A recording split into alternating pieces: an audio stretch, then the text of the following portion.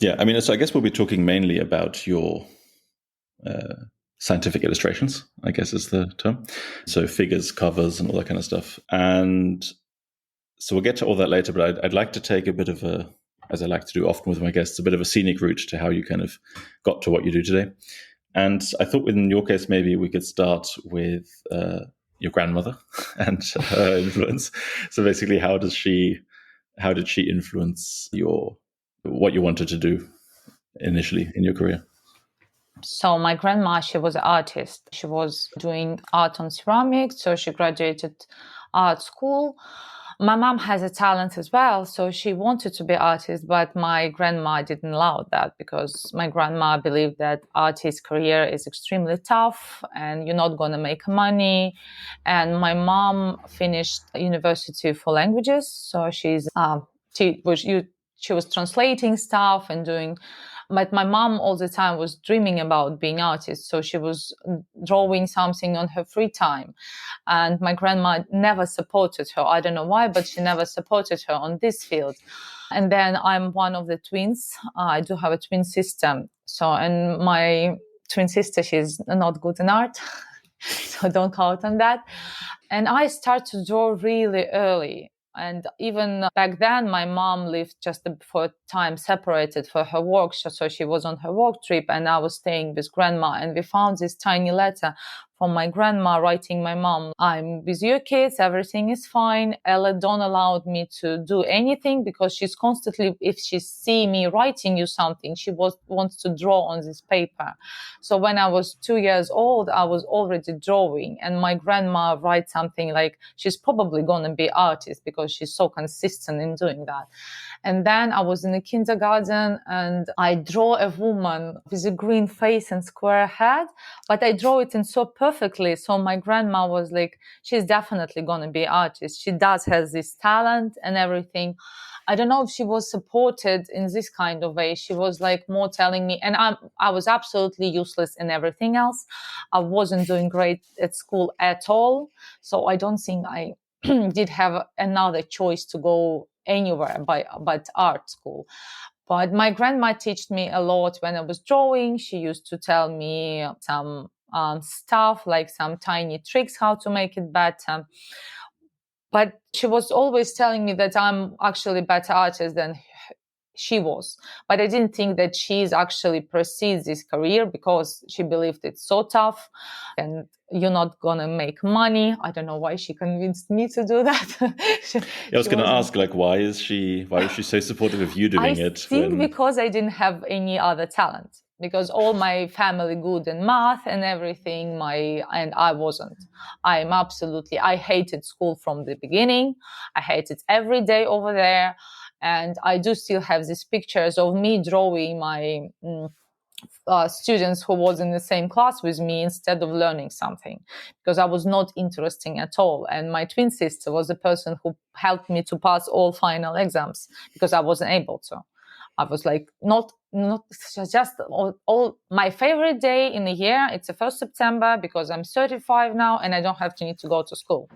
It's like short story how hated I'm my time in school. And then my grandma pushed me to go to art school just for free time, like after classes, I went to art school, but I wasn't great. I was a tough teenager.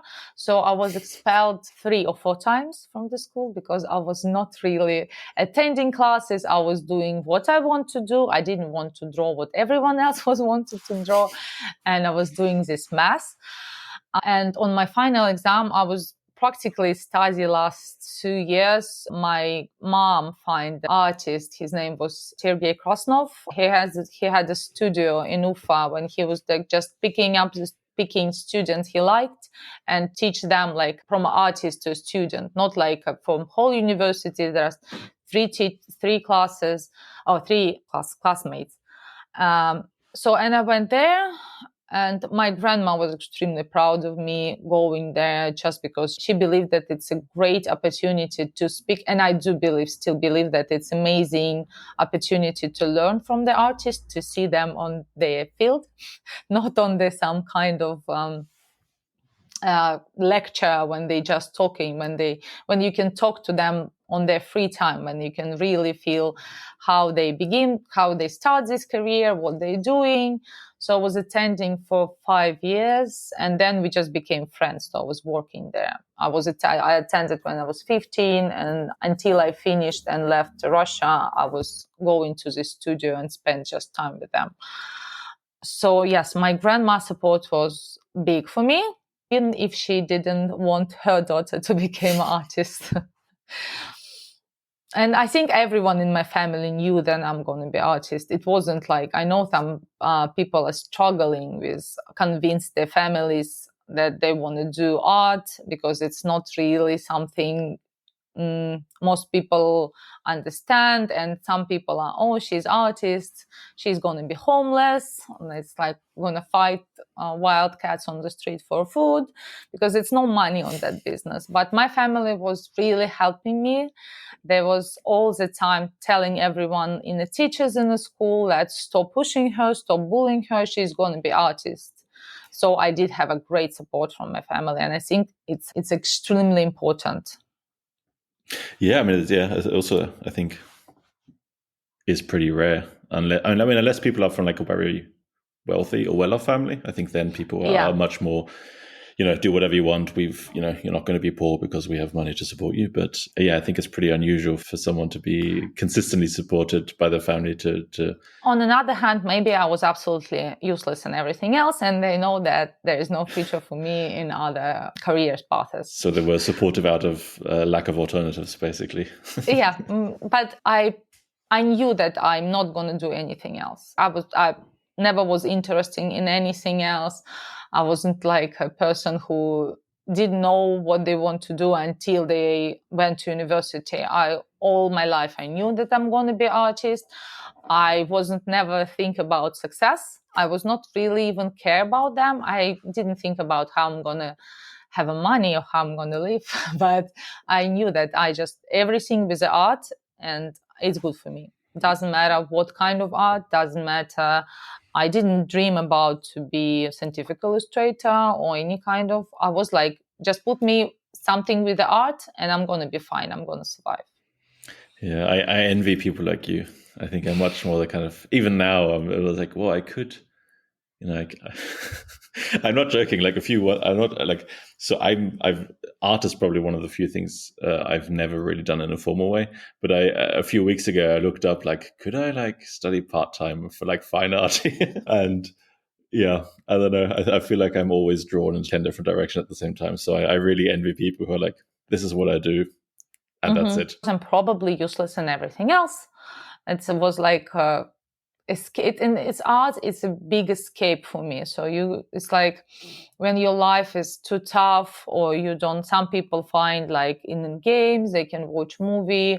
I just need my pen and I need some sketchbook and I can draw myself, and that's it. I don't need anything else. And yeah. I don't know if I have to blame for a while I was blaming her because it was tough to be an artist. It was tough for looking for jobs. And I was telling my mom, you never even try to convince me to do something else, at least to have a study job, at least to study something I'm always going to have money from. I wasn't even telling her that maybe I should go to get a career like a hairdresser. But my mom was telling, like, it wasn't really, not your thing. Like, it doesn't matter what we was telling you, you still was doing your stuff. Like, even if I was expelled from the school so many times, I was still constantly going there with my papers. And I was like, accepting me one more time. I need to go here one more time. And I was lying them that I'm going to do better. And then I get expelled one more time. And then actually I went to this art studio with this artist, real artist. And I understand that everyone was actually expelled from their university over there. So I was like, this is my people. I can talk to them. Yeah. I mean, to be fair, also from what you've said, it also doesn't sound like you would have just gone, like if your mother or whatever had told you, try and be a lawyer, it's good. It doesn't sound like you would have done that anyway. So, it doesn't sound like you would have just gone, well, okay, then I'm going to study really hard for this thing I don't care about. I listened to my parents. No, I was like really this child whose parents tell something, that I will probably listen to them. Okay. Will I be good like a lawyer? No, don't think so. Lawyer who can draw, probably. Like lawyer who is like suddenly in the 35 changing career path, like, okay, I don't need the money, I finally found my path, I'm gonna live on the street and fighting cats. So was art, was it mainly the act of doing it that you really enjoyed, or was it also, going to galleries or, looking at paintings by other like basically kind of, did you? Spending time, mostly like as soon as I go to art school, I find these interesting people who was absolutely different from everyone else I knew before. There was like I finally understood that I fit in. And with this studio with Krasnov, and my teacher in this studio was Ra Georgievna, and I fit in, and it mostly was talking with the artists, listen for their experience, talking about art. I found going to a gallery extremely boring because I was young and spending time and looking in the paintings. I was spending time because I was forced to do that. But I was looking on these paintings and thinking in myself, can I draw something like that?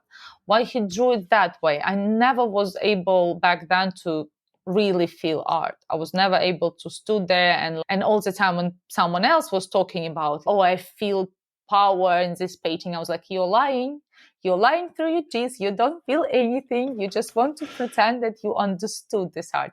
Right now, I do enjoy go to galleries because I read a lot of stuff. I read a lot of artists. I finally understood what kind of art I prefer. So now I do enjoy. Back then, spending time in galleries was torture, but I was spending galleries when I was already after I was having my driving license, and spending times in a gallery when you're art students. It means after time, have fun in the galleries, have a party there. So this part I really enjoyed. Just talking about art, I didn't. Okay, that's really interesting. Yeah, because I guess, it seems to me lots of people are really, I mean, I had it, I wanted to do music for most of my classical music for most of my teenage years. And it was both, right? It was doing it, but also listening to these amazing pieces and really being inspired and trying to then do that yourself. But it sounds like from you early on, it was more the act of doing it yourself. Yes, the primary driver. I was more measuring myself. Can I do this? And because I was not really successful like a student, everyone everywhere was telling me, you're not going to succeed. You're not going to succeed. So I did have my expectation extremely low from me.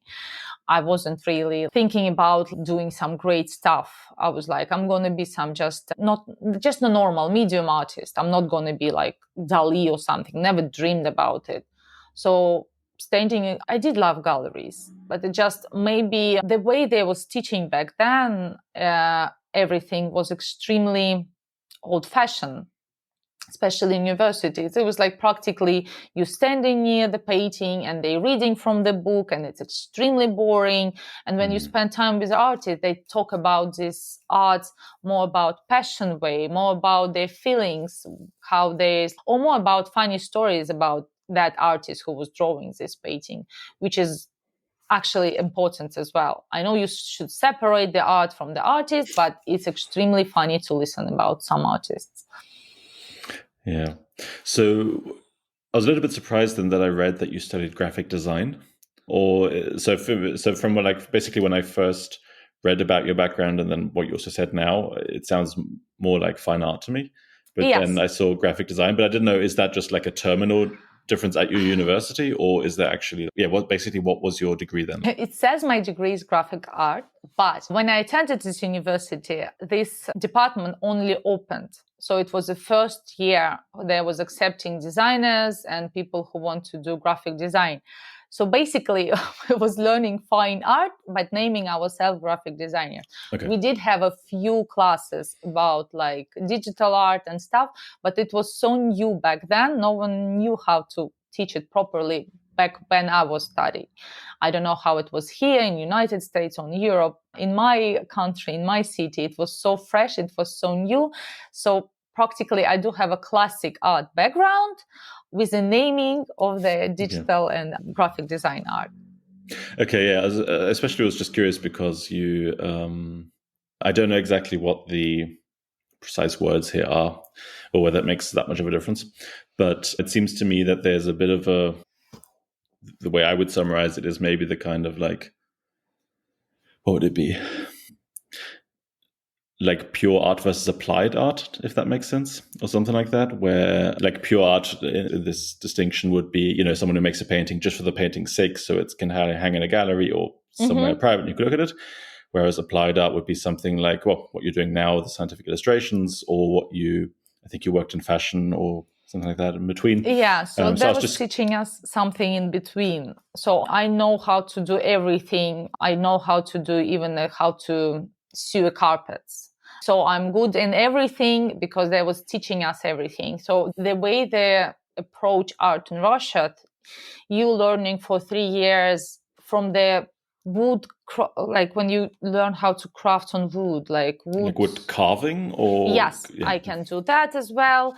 So they're teaching you everything, and what's it called? Wood cutting? Yeah, can't remember. Yes, and including also a lot of hours of drawing, like a classic art. So, and then on the final years, I think I started to hanging out more with the group who was doing digital art. They was doing some cartoons and stuff. So I'm was not really helping them, was not really interesting, because with my classical background degree of art, I was thinking that digital art is beneath me. Because we was growing in this idea that we are artists, and everyone who's work on the computer, they're just pretending to be artists. And I was like, I'm not going to be that, because they're not real artists. And I actually still, now when I'm doing scientific illustration, I have to deal with that. When people, even a few people who know me, there's like, you're not an artist anymore. I'm like, I'm still an artist. I do my art in the free time. You cannot call me like something else. It's like, yeah, you're doing digital art. You're a graphic designer, more or less now. And I still, when I'm thinking about myself, I'm still thinking about myself like an artist. One question I had about the digital versus traditional kind of, let's say, painting versus digital art is, and I guess, digital art, it can be so many different things. But one thing I was just curious about is that, so in the UK, I think one of the most famous and established painters, David Hockney, he spent, I can't remember when, but at some point he started drawing on an iPad every morning. And so he just, I can't remember what it was, like just whatever tool on an iPad. So he just drew on an iPad and did art like that. I was just curious, like whether in the art world, do people basically still see digital art as inferior, or is that just changing because people are doing all sorts of different things with it? And that was maybe a few years ago, but now things have changed. What's the term they're using when they expel something from community? Yeah, there's a word for it. I know it's from Amish. So I'm expelled from the artist community because they're not treating me like artist anymore. But now it's different, because it's back then it was this big stuff, and the people was like looking weirdly on the people who was using computer, because back then it was like more cheating. You was not really artist, you was cheating because computer doing everything, and you're not really artist.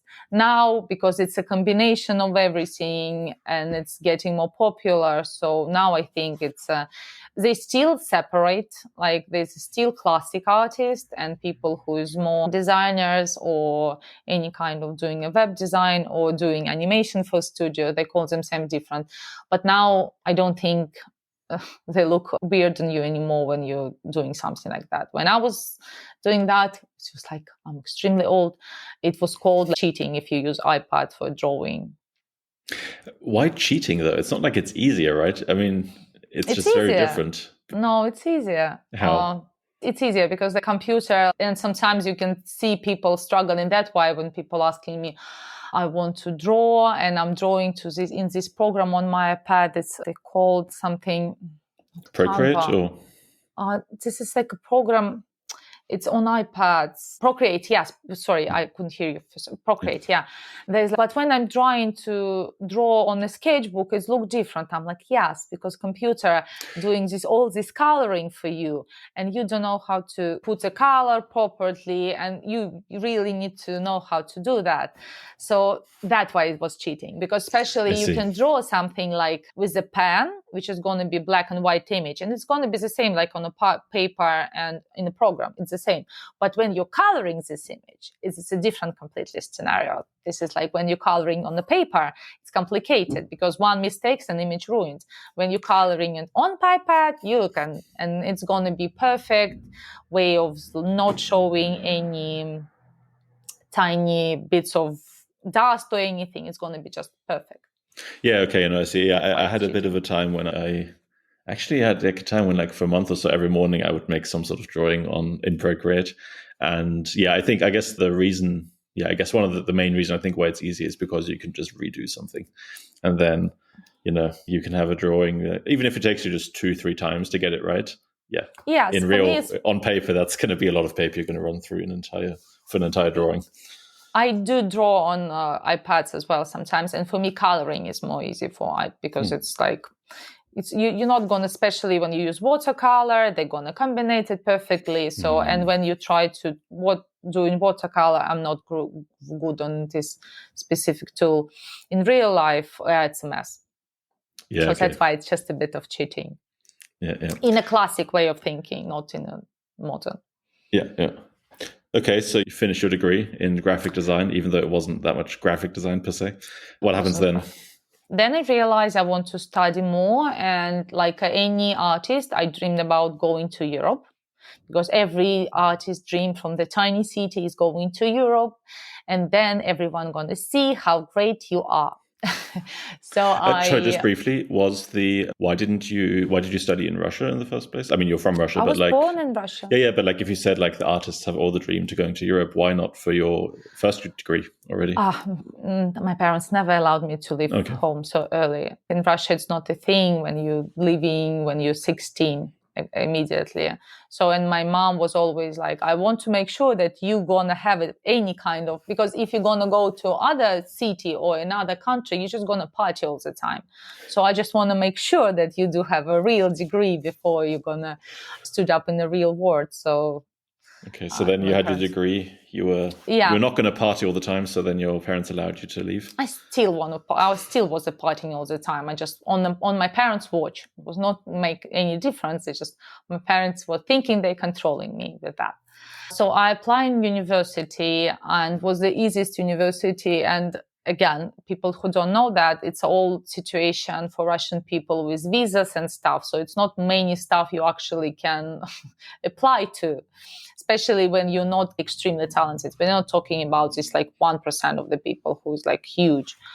And I choose the Czech Republic, first of all, because my sister lived there and I did love this country. And I applied for learning languages first because I want to study. So I was learning Czech for a year. And then suddenly something switched in my head and I decided I'm going to follow my grandma steps, and I'm going to go to, she was doing ceramic on art. And because my family was big on loving all antique store, I was like, okay, I'm going to do restoration ceramic. I want to do this stuff. And I applied and I went to this college. It was a college when they was teaching you how to do that. And I hated from the first day, I realized it was a giant mistake. It's so boring. I don't like it. It wasn't art I was dreaming. It's a really like more this like you see it and you clean it and you do it perfectly. I was like, okay, but because I'm this person who, if I do something, I have to have some kind of level of knowledge what I'm doing. So even if I hate it, I was able to finish it too. So I cannot do restoration, but I'm going to be this like right hand for a person who's doing restoration. So I'm like a second person. I cannot do it myself without someone watching me. So I do have this paper that I can do restoration ceramic, which I can't do because I never did it after I get my papers. And then I decided I want to go to, because I was in States year before, I decided I want to come back. I come back to United States. I met Alex. It's like first for a holiday or like when you were first in the US? Or? First year, it was a walk and travel for students, like exchange. You spend the summer here. And then I went to Czech Republic to study. And I come back to America and I still find the reason why I come back. I didn't like it in the first time, but I come back here, and this scientist, we was spending lots of time. He asked me to do images for him. I said no, because it's beneath me again. I'm just with a classic background, European why would you background. do that? Silly Yes, idea. exactly. I don't have a job. I don't have a money, but no, I'm not going to do that, because otherwise people going to know that I'm doing that. And he asked me, I was telling him for a year, I'm not going to do anything like that. Thank you very much. I'm rather suffer and die from starvation. But he introduced me to his professor, and professor named Sergey Minko, which he's like huge. He's actually my friend here now. And he didn't take a no for answer. I was sitting in his room. He was like, you're going to do cover for us. We're doing this article. I'm like, I actually not really want to. And you cannot say, professor, like it's beneath me to do art for you. You know what? I'm not doing really digital art. And he's like, you have nothing to do. You're really doing nothing here. You have time and you're wasting it. And I was like, okay, I'm just going to do it one time and that's it, because it was pointless. I was saying no, and he was like, and he did listen to me. He was still continuing explaining me what's this article going to be about. And I was like, okay, it's a nice idea. Good luck to do it. He convinced me. I don't know. I entered the room with the idea I'm politely going to decline, and I'm leaving the room with this like whole his idea how I'm going to draw it, and knowing to myself, yes, now I have to do it. And we did this image. It was for advanced functional material. And it was accepted. And I was surprised that it was accepted, because I never did anything else. And everyone started to tell me, wow, you're doing a great job. You're so talented. And I think it's the first time when I heard it from someone American speaking that I'm talented, because in European, we don't express our feelings that kind of way. We're like, oh, you can draw. Good luck. Oh, it's nice drawing. Okay. And people was like telling, oh, you're so talented, you can do that. And it's actually give me such a wings on my back that I do really can draw. And that's it. And and Alex, he sees this potential in me. He's okay, we're going to do that. I'm going to do scientific parts, and you're going to do art stuff, because you're not great on scientific, obviously.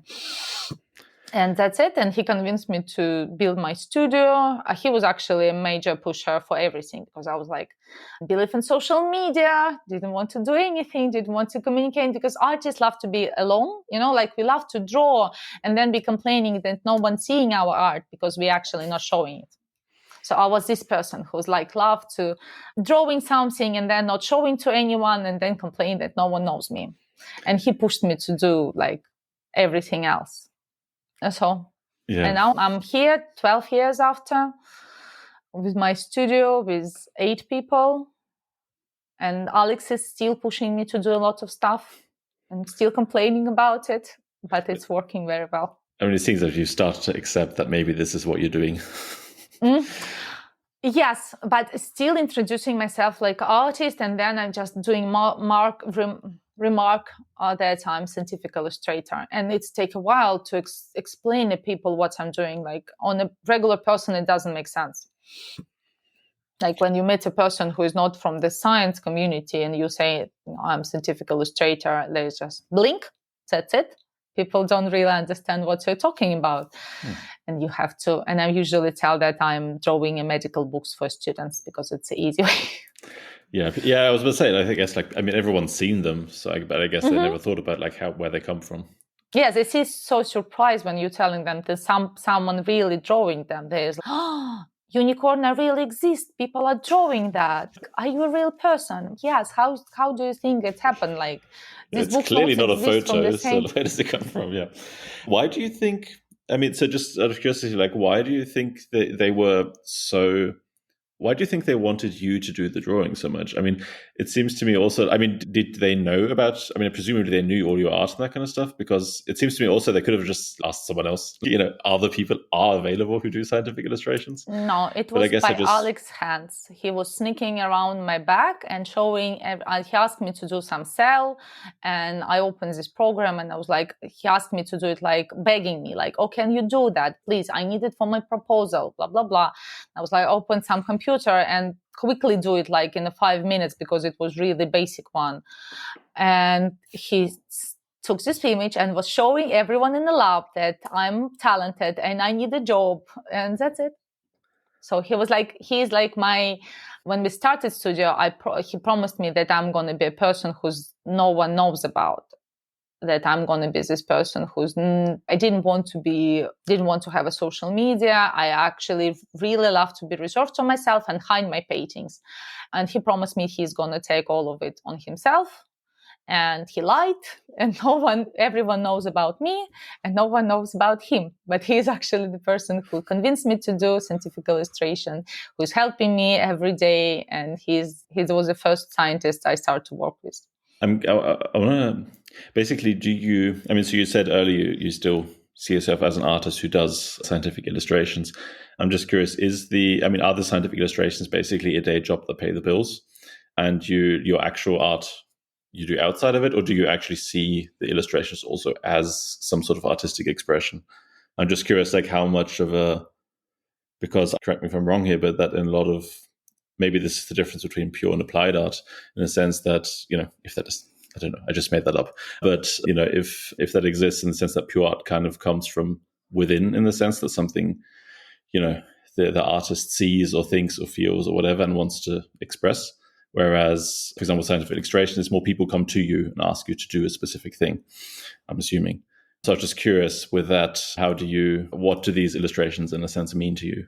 It started like I was thinking about it exactly that way, that I'm just doing that for paying my bills. It's going to pay my bills and there is no way to express yourself. And it's actually turned up, it's not. Now I do use scientific illustrate my studio like for paying for my side art because I'm doing a lot of side art on the side, like just tiny cartoon stuff. But you actually can express yourself really good when you're doing scientific illustrations, because it's not boring stuff. And drawing a human body, even if it's like a sick body and you have to draw a cancer cell, it's actually magnificent when you look on them, even if it's extremely scary. But it's a magnificent how all these tumors and cells look like in the real world. They're actually beautiful. And I was the person who was drawing some kind of tumor, and someone was like, wow, it looked like a flowers. I was like, it's actually a tumor. And I was like, it's looked beautiful, but now it's scary. And I am this person who can make tumor look beautiful and still going to be scary tumor, but it still can be beautiful. So I can express myself drawing some cells, art. It's the same with the chemistry, physics. You still have a lot of opportunities to be an artist and express yourself in art. So now it's more like with this, when I'm stressed, so that's why I'm probably overworking and I don't have strict hours.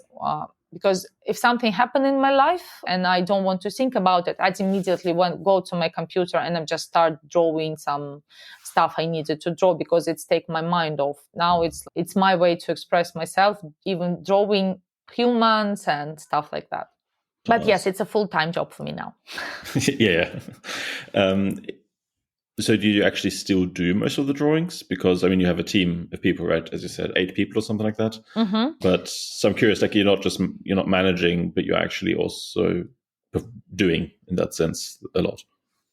Yes, we do have a team of scientists and team of artists now, but I'm in charge of all artists. And a lot of people think that I'm only managing. No, like usually all this cover I'm posted in Instagram was created by me. I'm still drawing. I don't want to be this person who is not drawing, just managing. It's not me. I'm not able to manage anyone, including me. So I'm just making sure if I prefer to not do 2D images right now. So we do have a person in studio who's doing all this cartoon drawing for covers. And when she's amazing, so she can do everything by herself. I'm just the person who's on the file. Like I'm just making sure that it's a proper way that she knows what the client wants, but I'm not like macromanaging her, telling her, no, I would like you to draw it that way or something. And I still drawing a lot of my covers myself. Okay. So do the other people in your team so what do they do? If you have several artists, they do parts of it, or they do just different images completely, or? Yes, we most of the time we do have a team of scientists and team of artists. And in a team of artists, so I don't like to do engineering stuff. I don't like to modeling some extremely tough technical stuff. So I do have a person who is the engineer who can do everything for me. And then I'm going to work with the colors and the lighting. But he also can do everything himself, because he's really good on drawing some technical engineering stuff, which is definitely needed all the time in our studio. So sometimes we can work together on some images. Sometimes I can just be a person who's making sure that everything is up to standards, but I'm not really controlling them, because I don't believe that pushing artists and any kind of artist and telling them what color they have to use gonna do any good. So most of the time we work on the separate projects. I'm working on my projects. We can combine them, but on the end of the day, I'm checking that everything is fine. And if sometimes, which is rarely happened, I can be a person who is finishing a project. Like if I want this image to look specific way, or I know this client and I know they're going to prefer, I'm going to do a few last steps, like just a bit of lighting over there, just to switch colors just a bit, but I'm not going to push my artist and being the person who know everything better than they are. We do have amazing team of artists. I trust all of them. We do have amazing team of scientists, but they rather not trust artists. They constantly are making sure that we're drawing something correctly. Otherwise, we're going to go wild and tumor are going to be a flower. It's not going to make any scientific sense. Yeah, yeah. But so that's basically so maybe let's take a practical example, like a hypothetical practical example of like how these things happen. So let's say I think, well, from what I understand, you do a few things like covers for journals, the figures you might have, or illustrations in an article or in a book or whatever. I think also logos, web design you had on there also, right? But let's maybe take something like a scientific, like a figure. So let's say I have something that, I kind of know what I want to have there, but I don't know how to do it myself. So I find you and contact you. And so how does it work? I say basically, hey, can you help me? What do you then do? Thank you so much for choosing us. We're really glad to help you. So we usually send this. First of all, you have to know what is it. Is it a cover image or it's an image for article? Because for cover images, it's a different approach. For images for article, it's totally different approach. Okay, let's go with article first. Okay, so for article images, it's most supposed to be a clear image showing your research step by step. So it's supposed to be, and we're talking because usually client approaching us and telling us they need the image for article, but showing our covers. It's not gonna look like cover, because cover is more like eye-catching, showing idea. Article image supposed to be clear and showing every step. So we're trying to explain it to the client, and if on the end of the day, if they want to do after image for articles, they want to do covers as well, we can work based on that. But cover image gonna have usually white background, few things. We usually use like a few colors, so it's not gonna look messy. Because we don't try not to use a shadowing, because with a shadow it's just gonna be confusing. So image for articles, they're more actually engineering stuff. You just want to show all this process clearly without confusing everyone who's reading article. Because if it's going to be shadow or some glossiness, it's going to take attention, but what is really about? Do you need the glossiness in your article? There's a point of that. So with article, it's more that approach. And it's a funny part when people ask you to do article, and on the end of the day, there's like, but it doesn't look like your portfolio. And you're like, it's not supposed to look like in my portfolio, because we do have in our portfolio separately images for articles. Look at them, because you don't want to do something crazy like people doing now, which I love to make jokes about, when they're drawing it through the AI. It's a mess with a lot of coloring and you work on your research for 6 years, and then everyone is laughing about it because you decide to do this kind of image, and everyone gonna remember your research because it was like crazy mouse. because it's my favorite image. It was like a crazy mouse with absolutely disproportional body and everything. It's make it laughable. So article image is supposed to show your structure of your research. Yeah, I think there's a great Twitter account called, what is it, something like scientific figures as shit posts or something like that, where it's just scientific figures that just look absolutely ridiculous, where it almost feels like they made them to make fun of what they're doing, but probably see if I can find that. No. Oh, yes, please. I really want to follow them now. Yeah, there's some pretty funny ones in there. But so basically presumably we would then, so what would happen? We would meet and I'd talk about what I want, or I have an example I drew by hand, something like to give a rough idea, or like what would get to the point where I'm like, oh man, that's amazing. Thank you very much for this video. Yes, it's a process. So we explain you that image for articles look different. And then it's a back and forth process with sending you a first draft. It's usually when it's image for articles, people know what they want to show, how they want to show step by step. They're basically telling you, like, you should draw that and that. And if it's complicated stuff, we do have a scientist who can read through that and give us a summary. Sometimes they're drawing it by hands as well, which is helpful most of the time. And then it's just back and forward. We send you first drafts, then you give us feedback, what you don't like, what you want to change, and it's moving forward. And then finally we send you everything with the colors and it looks perfect. So I know this is going to change depending on what it is exactly, but I have no idea like how much this would cost. Like I have no idea like what order of magnitude we're talking about. But can you give like a rough idea for how much this stuff is, or is that just too difficult to say on a generic basis? No, it's not difficult to say. For article images and everything, it depends on the complexity of image. Sometimes images are extremely complicated. A few times we have to draw even lab, build it from the scratch. So I'm not going to talk about this extremely because people love to take... and they say, you said it's going to cost like that. No, it depends on the complexity of images. So sometimes it can from 200 and up. And it depends like how many rounds, how many towers, how many time it spans and everything. And with the image for covers, it's completely different story. I have to read your articles to know what journals you're applying, what deadline we're going to have. Sometimes we can go through not 1, 2, we can go from months of working on one cover. And of course, it's going to cost extra. Mm-hmm. So we don't have this, like some studios do that when they overcharge people for doing some images, or they taking less money and then start to build on top of it extra. We usually have to read your research and understand, because it can be something we did before. It's not going to be so complicated, or it's completely something new, like we are doing stuff right now when we have to basically build the buildings in our program, which is going to take a while to do that. There's no like particular cost.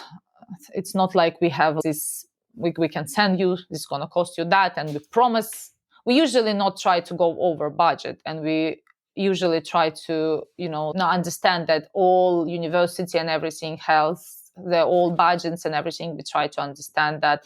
But sometimes people come with crazy ideas, like, our image suddenly became animation, and you're like, no, we didn't promise we're going to do animation for you. It's a different story.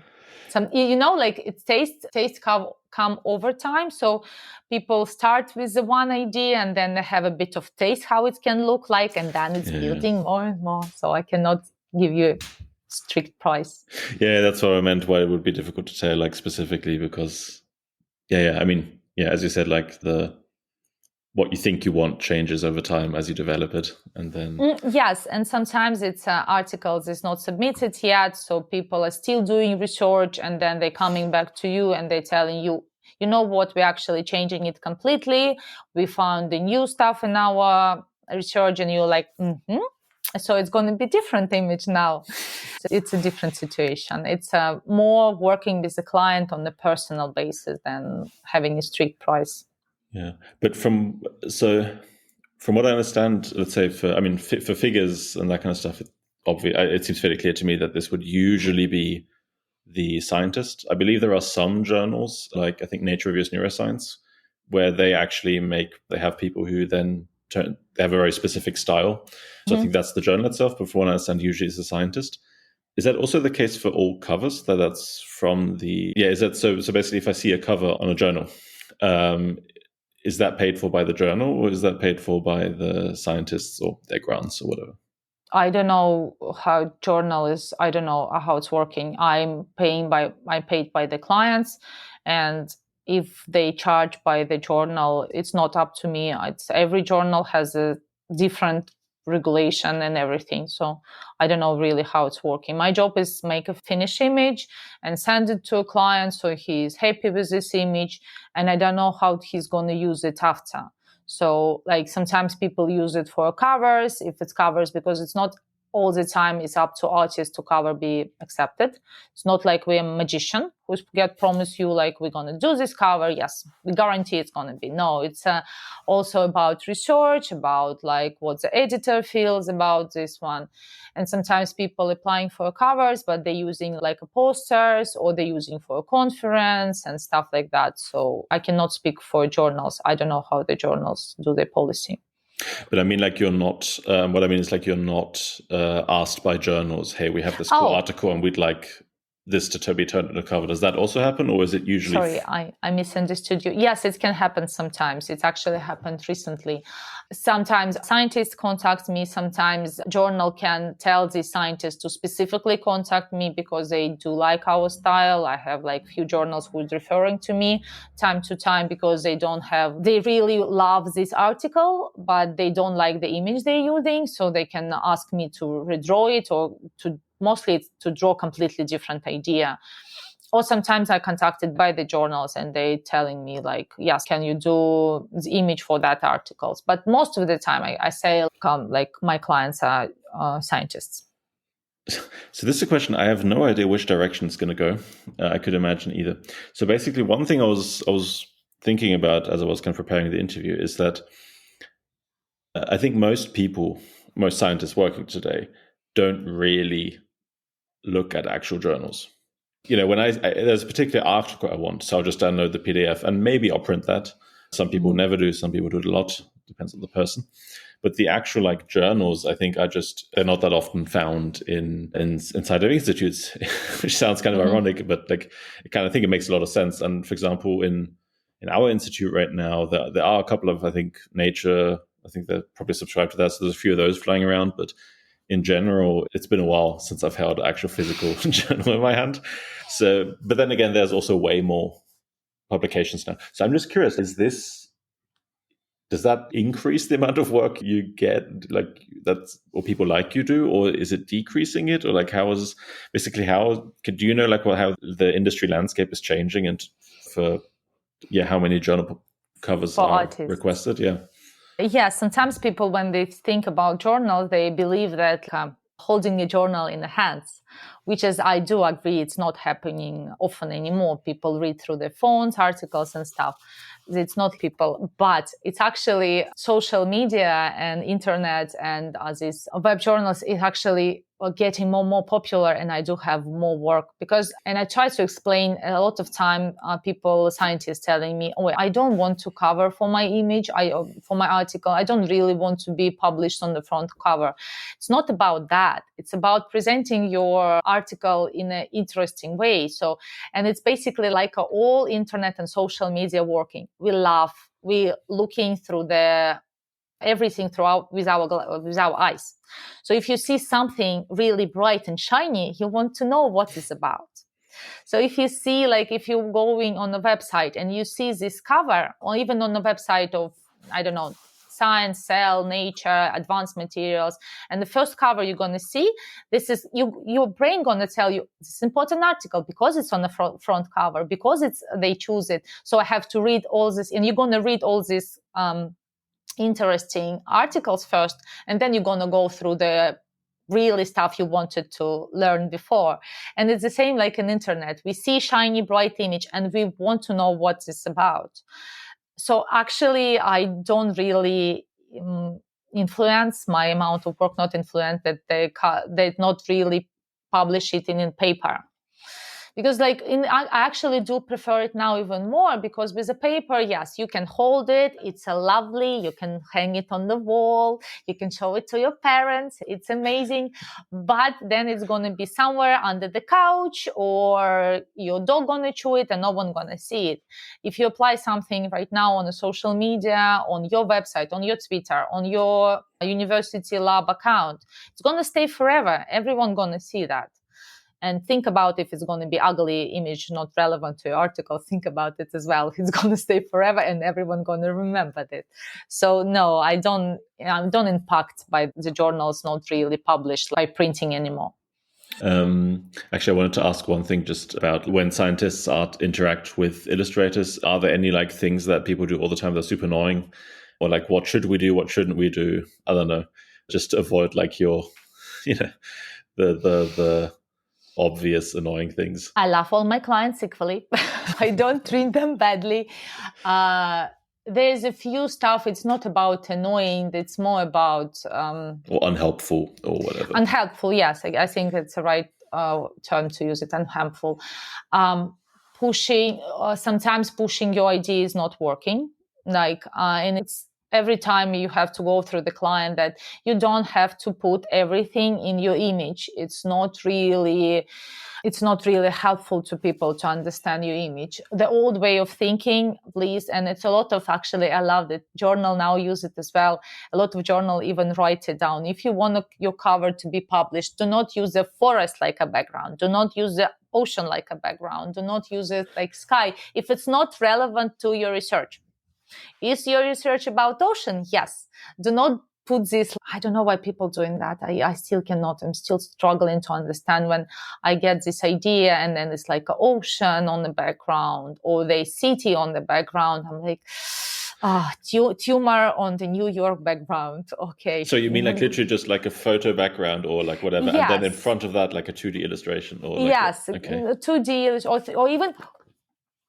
I'm sorry, I warned you about that. Yeah, that was a cat walking on your laptop. I'm so sorry. It's fine. It was a sudden move from him. Yeah. Sorry about that. Trim it. So, yes, sometimes people do love this shiny background, ocean background, or lightning from the sky and everything. And it's make your image look so old-fashioned most of the time. And that's why when I was just started to do illustration, I was start to do through the front covers and everything. And I was like, oh my gosh, it's so much work can be done. It's like empty field. Back then, it was nothing. It was like numbers and green background and everything. And still right now I'm struggling to explain people, please do not ask me to draw ocean if it's not relevant to your article. I don't want to draw any kind of forest. And some people obsessed with these cities. They're extremely proud from the university and there's let's do it with our university on the background. Oh, that's even worse. Yeah. Let's not. First of all, we don't have, this one is extremely annoying. Artists are extremely prohibited from using any kind of stuff used before. We cannot use superheroes, because you don't want to deal with a Marvel or DC. And sometimes clients telling me, yes, please, no, we want this superhero to represent our articles. And my final message is going to be, yes, you're going to text Marvel first, ask them to agree with that, and then we're going to use it. Because I'm not going to be trying to explain Marvel. It wasn't my idea. They're going to blame me for that. And I'm not capable of fighting this huge corporation. You cannot use hero. You cannot use Lego stuff because they do have own copyright for that. You can do something like a similar idea of the Lego. You can do a structure, but you cannot use specific Legos for that. This is extremely important stuff to know. You cannot just use someone superhero or something which was drawn before and do it in your research. Yeah, copyright exists even for scientific illustrations. You're going to be surprised how extremely hard it is to explain it to people. People really? People they're going to not know about it. It's yes, they are. Yes, and even it's happened even a few times when I was like, they promised me it's not a image for, it was even the superhero without any sign of the superhero, just idea of the superhero was there. And journal feedback was like, everything is fine, we're going to accept it, just remove a superhero. We're not going to deal with any kind of this stuff because we don't want to have a consequences for that. Yeah, Nature Publishing doesn't want to get into a legal fight with, Yes. I don't know who owns DC, but yeah. I guess if you're Roy Lichtenstein, then you're allowed to copy comics and call it art. But I think for journals, they're not gonna play along with that. No, I don't. I think this like a giant corporation, they don't like it, and they not gonna allow you. They're gonna no, and I'm not gonna be this like my tiny company, not gonna be able to find them, and I don't have it in me, and I'm not stupid enough to use it. So yeah, okay. So no ocean backgrounds and no superheroes. Yes, no superheroes, no or something. any other kind of copyright protected. Any kind of image. copyright, yes. But it happened to me other way. So one time my art was copied. Just someone draw it on top of my art and sell it like their art. I didn't like it. I write it them directly.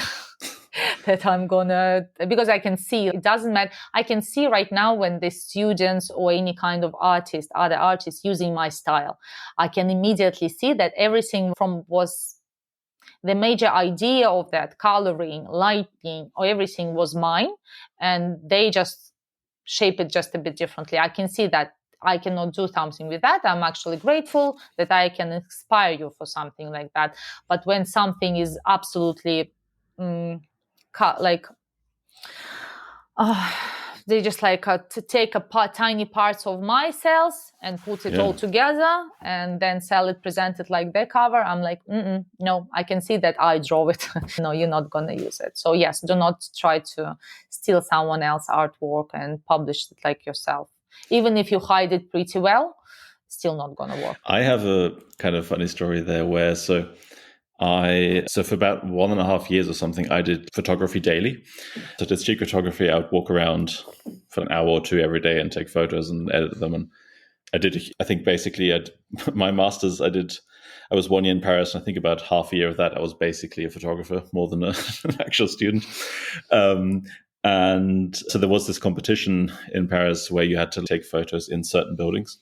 And so I took one in the Natural History Museum, and I actually won the competition, which is still something I didn't expect. But so I won the competition for a particular photo of one of the elephants that was in this Natural History Museum. And so I was super happy with that. It was like exhibited somewhere. I don't know. I didn't go. I didn't really care too much about that, but that was super cool. And then a year later, I was back in Paris randomly, and then I saw an ad of the Natural History Museum. It wasn't my photo, but it was the elephant taken like from the exact same angle in a really shitty way. So I was like, it was basically like, so this is like it's not a huge museum, but there's like thousands of things you could have taken a photo of. And they took a photo of that elephant from more, I say not exactly the same angle because it was a worse angle. But that was so weird to me. Like the one piece of art basically I produced that was public, someone kind of like just ripped off completely. I didn't my French wasn't good enough that I wanted to get into an argument about this.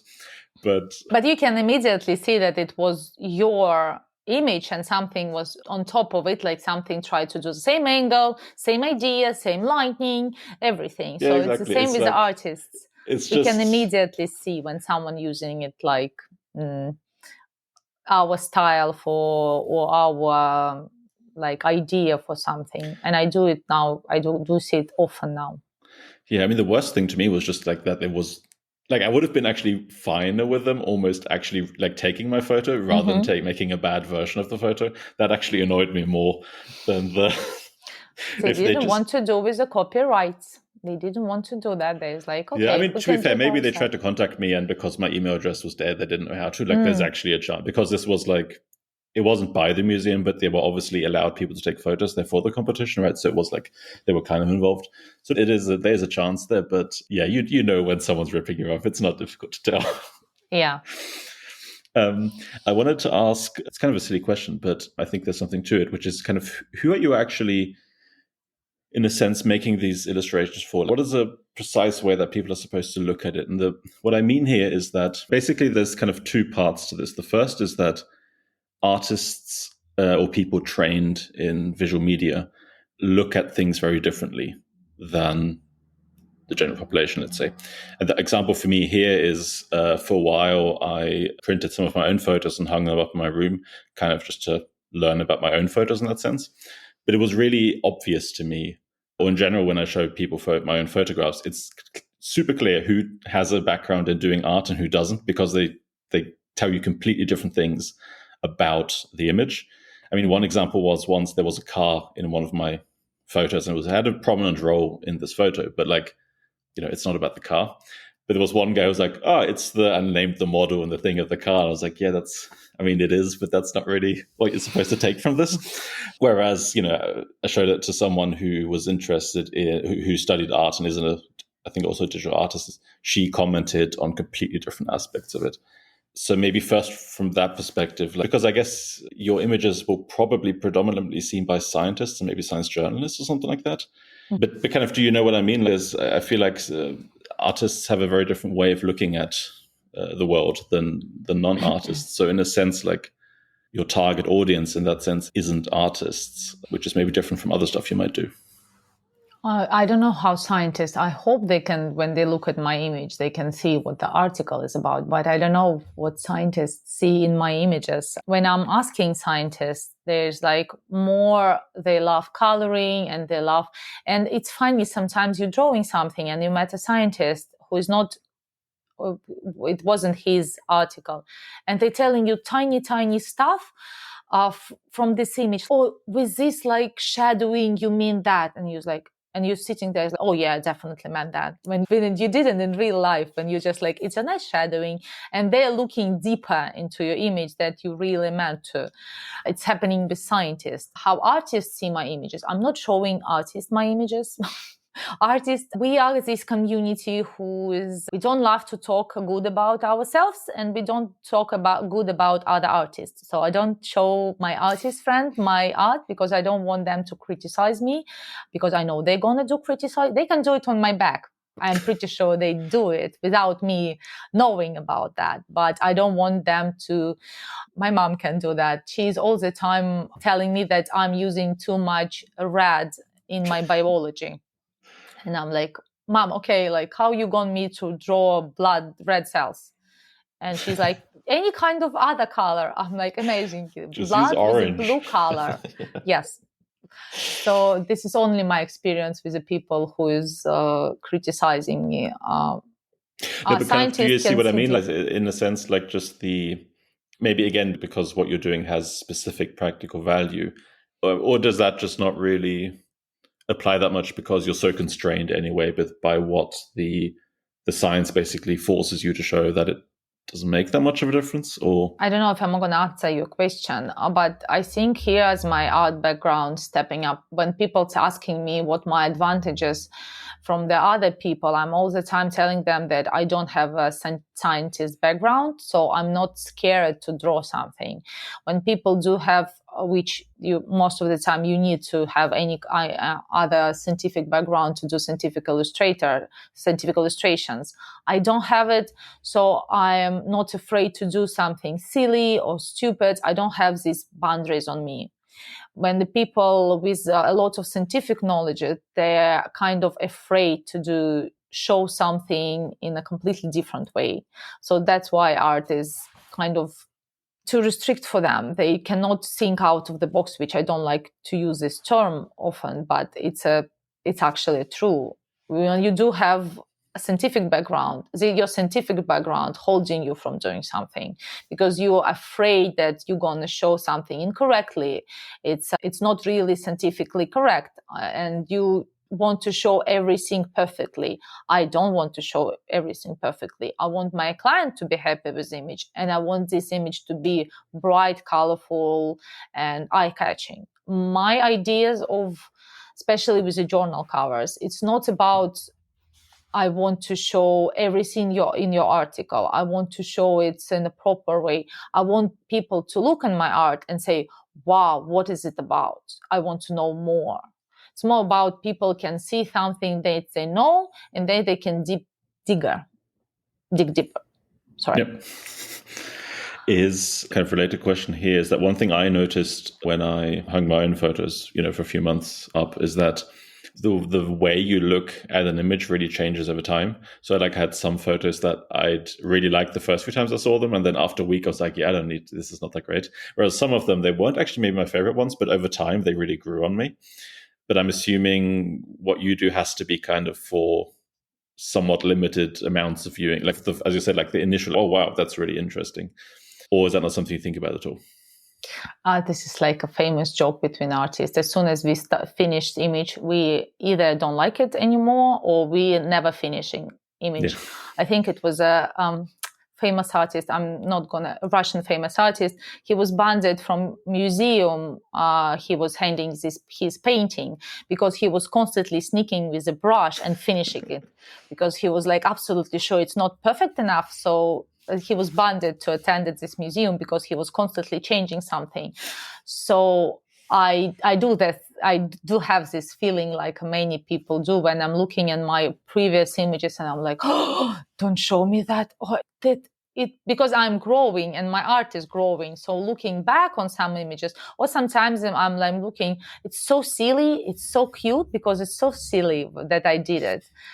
So, but I'm not going through my art all the time, like looking. Sometimes I'm doing this web search and it's taking me a while to understand if here's my name, but I don't remember that image.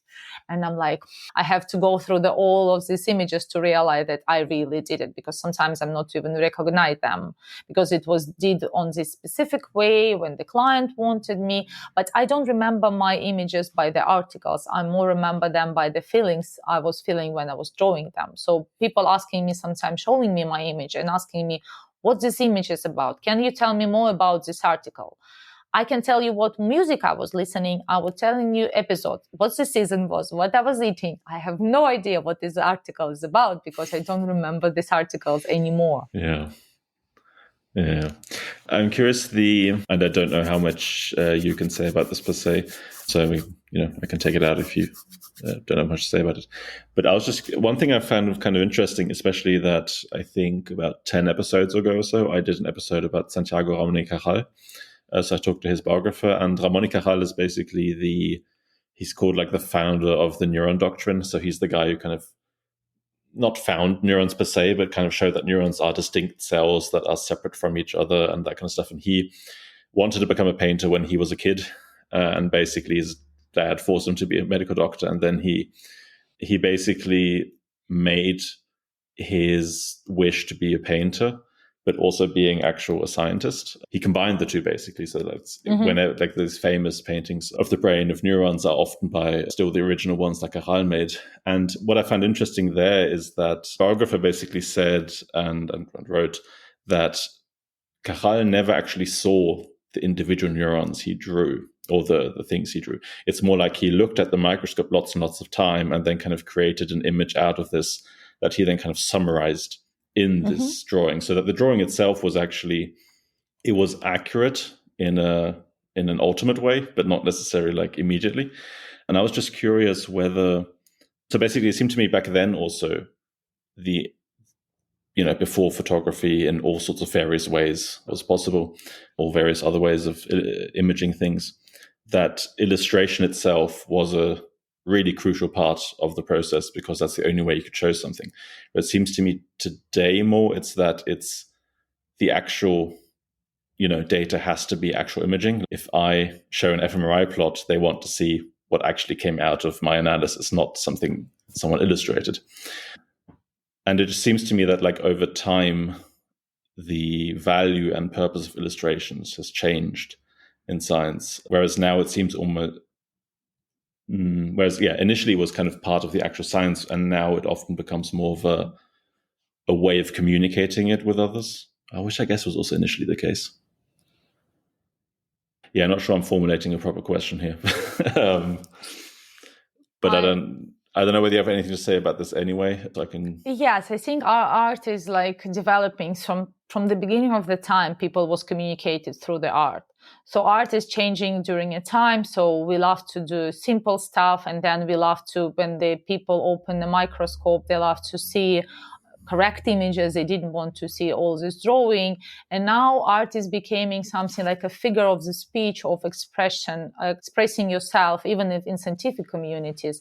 It's more summarizing your article. It's not supposed to just telling a story. It's more right now, it's more telling a story. You practically put everything in one image, and then it's became your story, someone else's story, and every person can see something in your image. So I think it's just a development of the art. Maybe in the next 10 years, it's going to be again back to we're going to have new data, and we're going to want only see only like bright images, which I was taking from the specific cells.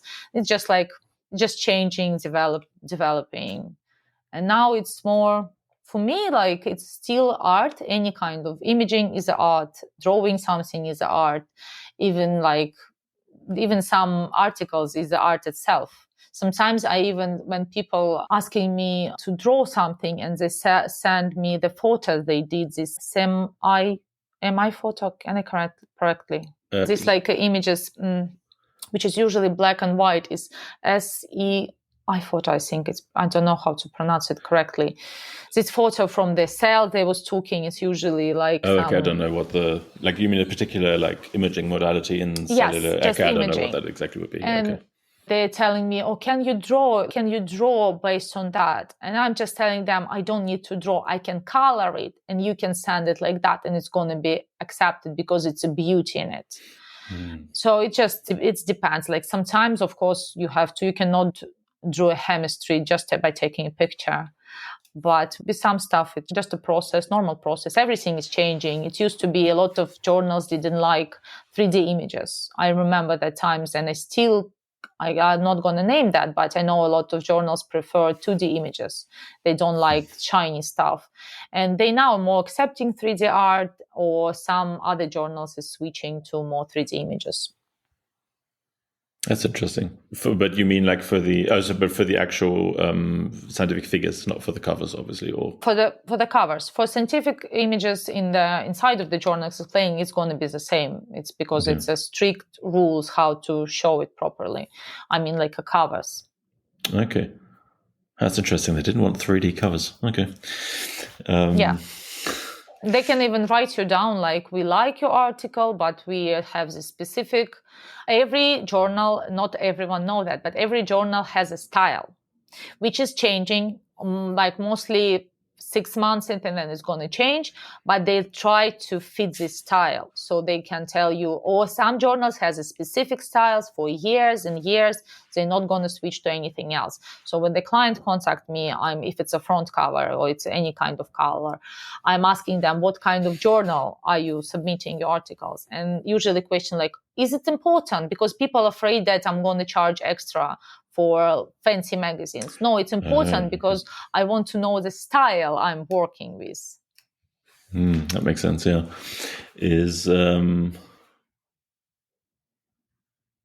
One thing that's kind of surprised me, so again, I've never done this, but from what I understand, if I understand correctly, is that people think they're like, okay, I have a cool article and I think this could make it to the cover of the journal, and then they commission you or someone like you to do a cover, and then they submit it to the journal, who evaluate a few different versions. But they do that already before it's accepted, or how does?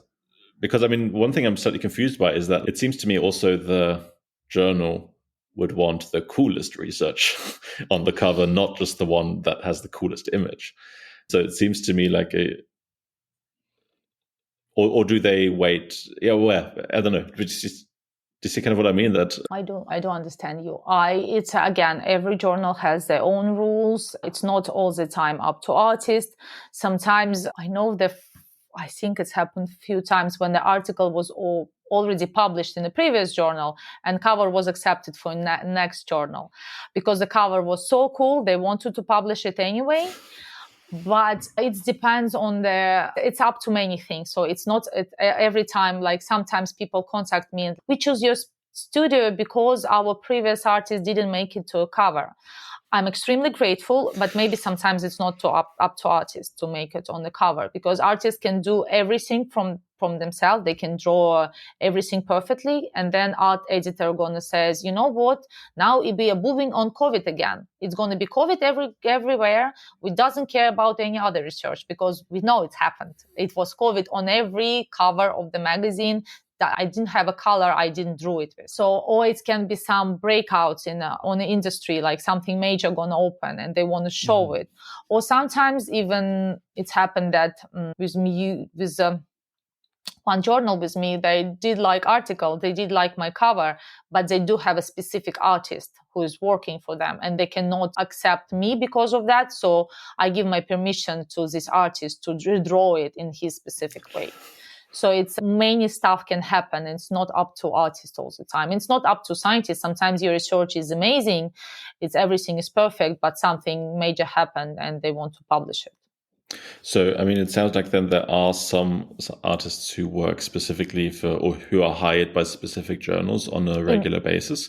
Is that something journals you would prefer, or do you prefer like working with the scientists on individual projects each time, or? I was never contacted by the journal to work on the regular field, so I don't know how it's working. If they're going to allow me to take other clients, yes, I think I can do that. From my ego point of view, I really want to see like 12 months of my images, like just my image on top of my image. But I don't know. I'm pretty sure there's a strict rules. If you're working for one magazine, you cannot work for other artists. I don't know if I'm agreeing with that. And depends. Again, like my studio, it's big now. I don't know if one journal gonna fit all of us. So I don't know. I see. I wanted to ask a little bit, and I don't know how easy this is to answer, but about how scientists can improve their own figures. Because, pretty much any article is going to include figures. And I think the vast majority of them we are going to make ourselves. I mean, often there's not that much you can change because it's just a statistical plot, and you use a certain toolbox because it's easy to do. And so lots of the cases, lots of the times, or most figures are probably something where there isn't really much of a room for improving it that much anyway. But nonetheless, I mean, we still make presentations and figures and all this kind of stuff all the time. And my kind of overall question is kind of like, how can we learn to get better at this? Because basically none of us have any training in this. And let's say you can always see when someone did a figure in PowerPoint and didn't change the basic settings. And, so basically how can we learn to make this better on ourselves without becoming artists or involving them directly? Yes, I agree, because a lot of students need the images as well, and not everyone want to hire or can afford to hire artists or have a time to hire artists. So you have to know how to represent your article if you don't have a time. So my advice is going to be, there's a lot of tutorials now. So if you want to, they're explaining everything like how to work in this program you're going to use. Just a tiny trick's going to do a difference. Just to know about this program going to do a difference. So first, do research about program you're going to use. Because for some program, more tutorials, some programs are old-fashioned. My second advice, try to work with the color palette more careful, because I noticed during my years, scientists love magenta color, which I totally hate. This is they love it. You can see it everywhere. Everyone wants to use magenta. This is an extremely hard color to work with. It doesn't combine with anything else. So if you can, try to avoid magenta. Do not try to put shadows into your images, because making a proper shadow, it's a complicated stuff, and it's usually make your image look dirty. So all this shadowing, do not use it if you don't need it. If it's not about like how the physics working on stuff, do not use the shadows. So what else? Try to make your image clean, because it doesn't matter if your image fancy or not fancy. If it's a clean image, it's gonna make look good. Do not try to use, if you don't need to use more for some specific reason, try to not use more than 3-4 colors, because many colors gonna make it look like just a salad. You're not gonna see through that. What else? A lot of tutorials, a lot of people right now teaching how to do the basic images over there. Do not use gradient if you don't know how to use it. This is like a tool when it's a gradient coloring, like when it's from the light blue to the deeper blue color. It's like you use it like you mean like really when you can select a specific combination of like dark and bright and color, and don't use it if you don't need it. It's because usually you can see images and you can know that it wasn't did by artists, because it's like it's a gradient from the right to the left, and then it's from the left to the right, and it just make images not correct. It's because even the tiny stuff gonna make a difference. So try to avoid these fancy steps if you don't know how to use it. And definitely watch a lot of, if you want to do it yourself, watch a lot of tutorial how to do it, because I'm up 100% sure someone draw it before. So you're not drawing anything extremely, no one saw it before, especially for your article, or you can find something similar and draw it on base of that. And a lot of stuff. Now YouTube is a bigger help, even for artists is an extreme help. Like sometimes we watch other artists to draw something to learn ourselves how to do it. So. Yeah, and so, basically watch tutorials or whatever on specific techniques. I mean, I guess, whatever. I don't know what products exactly exist for this, and they probably change all the time anyway, and it's different for each field. Or, I don't know, maybe it's fairly similar. For articles, no. For articles, it's pretty much the same for last. Maybe just a bit 3D images now in articles, but it's practically the same for the last 12 years. Nothing changed on this field. So you're going to see someone drew it before, and you can draw it step by step yourself if you want it. Mm-hmm. And so a bit broader for like design principles or that kind of thing. I mean, you mentioned some of them earlier. Don't use magenta. But I'm just curious. I mean, I don't know whether do you have any good resources for learning about design in general, or is that something that you never really learned that way because you studied art, so it was just a completely different approach to getting to that? Learning design. Well, you can have, basically you went through some, like basically what are some good principles for design? And I was just curious whether there's any materials specifically that you know of. I don't know, here's a great book that like tells you the main things about whatever. No, I don't think I can recommend you something like that, because like for me, it's a problem. People asking me this question, can I read something to understand it? Or have specific book you can refer to on the basic stuff, how to use a color palette, or how to do, maybe one day it's going to be some books published, how to do a cover, what mistakes you're going to avoid. But now, right now it's not exist. And I'm not searching for that because I do have an art background, and it's more easy for me on this field. Yeah, you're not going through introductory textbooks. Yeah. I mean, so I believe you're asked this question fairly frequently, so we might as well cover it here as well. How does one become a scientific illustrator? I guess your path is maybe a bit. It's not exactly the direct path to it, but what are some like first steps people can take? But because I think it's a favorite question every time when people met me, how to become scientific, I want to be scientific, what steps I have to do. I do recommend to attend art classes, please. Like any kind of art, even a simple background, gonna give you knowledge what to avoid, how to do image looking 3D if you're using 2D tools. If you do have an art background, it's more complicated, but usually artists not try to go to this field because you need someone to explain you scientists' ideas and everything. So it's mostly scientists who ask me this question. So only my recommendation is going to be, please attend art classes, start to draw to yourself, start to draw to your friends. It's a first step. Everyone gonna ask you, and you can do that. So that's why you're gonna have some practice doing that.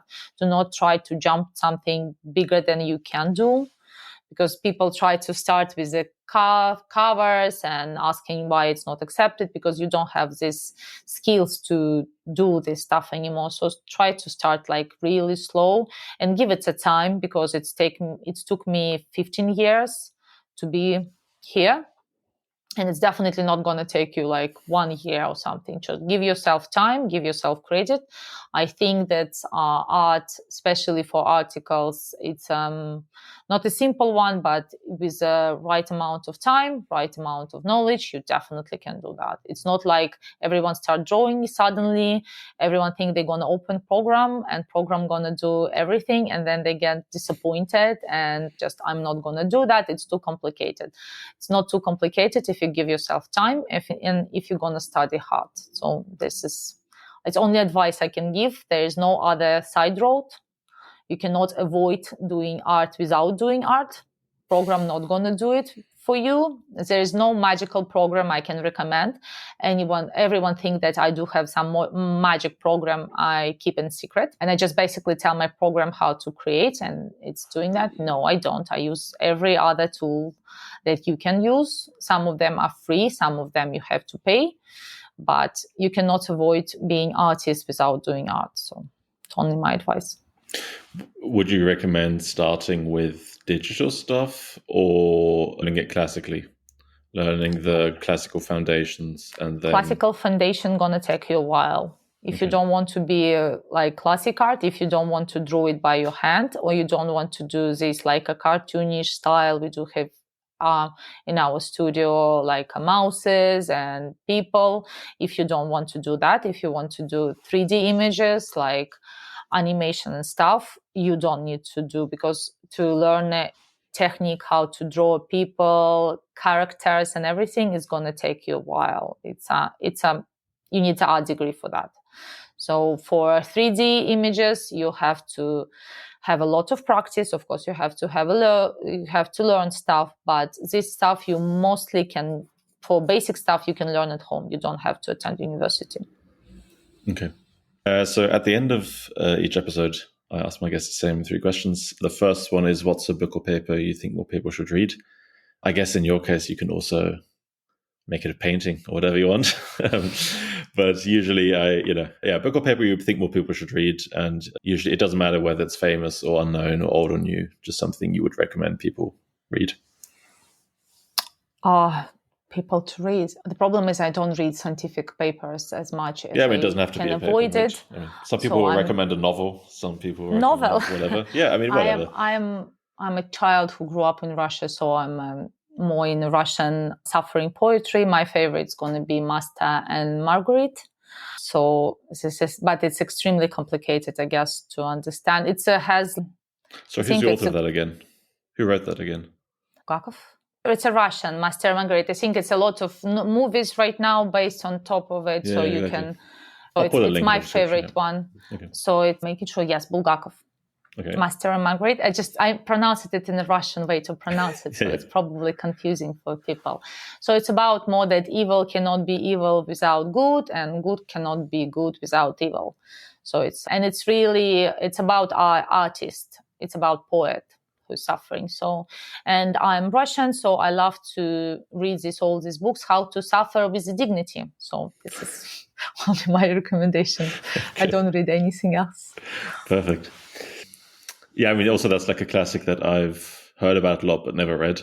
So maybe this is a motivation to actually do it. Second recurring question is something you wish you'd learned sooner from your private or work life, whatever you want. Just something where you think, if I'd learned that a bit earlier, that probably would have helped me out.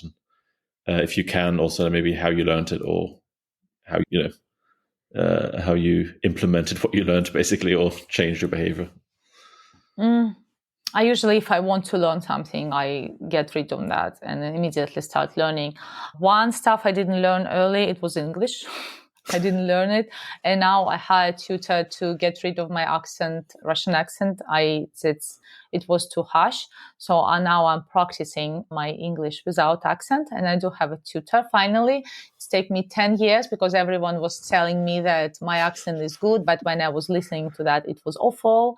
So I think it's the only one. And I wish probably I was not so old-fashioned and start to do digital art early, because digital art we cannot avoid it. It's going to be our future, and it's everywhere. So I think I wish I can learn it early. But most of the time, if I want something, I immediately start learning it. Don't hold it back, because I do have this urgent feel in me. I need it. I want it. Give it to me now. I don't wait. Okay. Final question.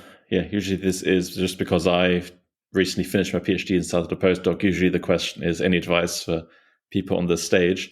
I don't know whether you can say too much about that specific question, but you could take it in a bit more metaphorical way if you want to. So people who are, going from one, not exactly stage, or let's say one stage of their career to the next, and you can make a change, you can change field, you can also decide, actually, I'm going to leave science completely, whatever you want. But yeah, just any advice for people in that kind of advice for people with PhD from the person without PhD. Exactly. I heard it tough. Good luck. It's only my. No, I mean, it's, let's say, in a way, yeah, again, this can, it's not necessarily about PhD postdoc per se, but you can also take it as, people who go from one thing to a different thing. In a sense, for example, you going from traditional art to digital art or something like that. I don't know. It's going to be all these cheesy words like "do not be afraid" and stuff. Like, you can do that. My path was bumpy, long, with a lot of suffering, so wasn't easy. So I don't know. I'm the last person you have to ask, because I'm terrifying of doing any kind of changes. And I'm not going to lie to listeners. I'm the person who is going grocery shopping in a specific day, and I don't like to change it. So for me, changing career, it's extreme. I know a lot of people around me doing that, and I'm extremely proud of looking at them. Can I do that? No, probably not. I'm not going to lie. I'm not going to have a work in a scientific illustration. I'm still going to keep doing art. I'm not going to change it, because it's who I am. And I cannot teach people how to do something I'm not capable. Like, I cannot lie, honestly. I'm probably, if I'm going to lose my job, I'm still going to do some kind of art without payment, and someone else have to pay bills for me. I do have a twin sister. It's going to be a hell bargain. But she's praying that your career works out. I think probably that's why she followed me and likes and constantly send me try to up my Instagram, hoping that she's not going to be one who's supporting me. Yeah, she knows who's going to have to support you if your career doesn't work out. So there's I know it's tough, and I never did it, so I cannot just say something to people. Okay, that's fair enough. At least I'm honest. I'm not going to give this whole speech. You can do that. Work hard and don't be afraid. Be afraid. It's scary. I know. I'm not doing that for that reason. Okay. So there's our closing words are, be afraid. It's scary out there. Yeah. Advice from the Russian Thank you all for listening. Yes.